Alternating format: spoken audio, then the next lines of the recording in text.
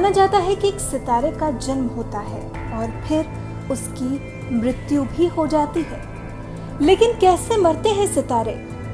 हमारे वैज्ञानिक इस सवाल का जवाब तलाशने की कोशिश कर ही रहे थे कि एक विशाल तारा अचानक गायब हो गया, जिसने वैज्ञानिकों की रिसर्च को और गंभीर बना दिया।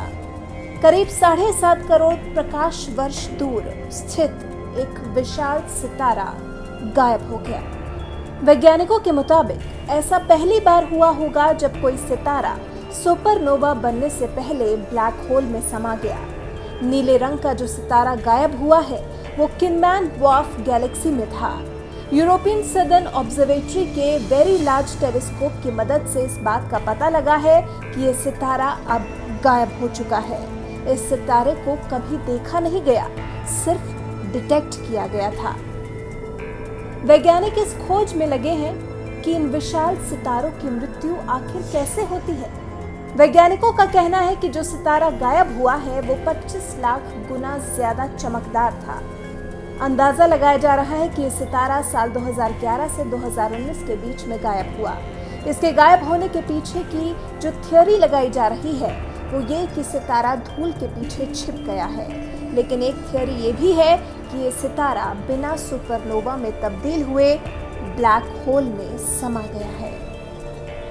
टीम के लीड एंड्रू एलन का कहना है कि अगर ये सच है तो ऐसा पहली बार होगा जब कोई इतना विशाल सितारा इस तरह से खत्म हुआ होगा। इस मुद्दे की तह तक जाने के लिए और रिसर्च करने की जरूरत है, लेकिन उसके लिए साल 2025 में आने वाले ELT टेलीस्कोप का इंतजार करना होगा।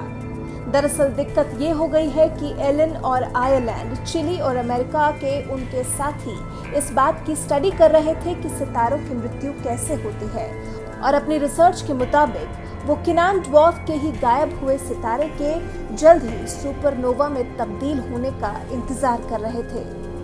लेकिन जब उन्होंने साल 2011 में ESO के VLT से गैलेक्सी को देखा तो उन्हें वो सितारा दिखाई ही नहीं दिया।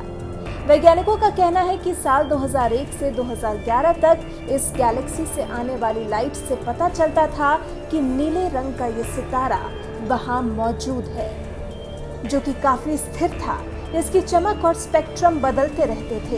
इसकी विशालता की वजह से ही इसे डिटेक्ट किया जा सका था।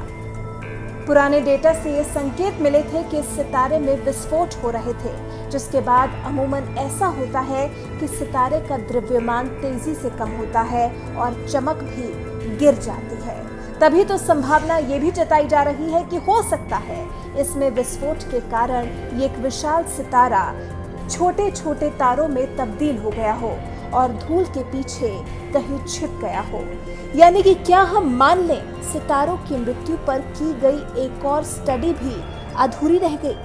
आपको क्या लगता है, सितारों के जन्म और मृत्यु पर आपका क्या कहना है?